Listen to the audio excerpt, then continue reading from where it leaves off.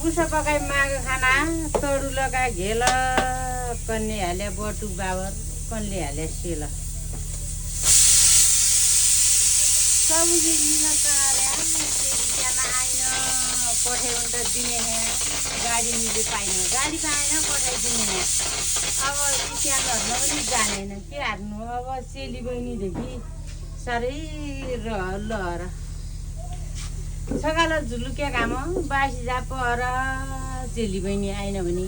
लागेको लहर साह्रै लागे ह चेली बहिनी आएन भने एकै खर लाहा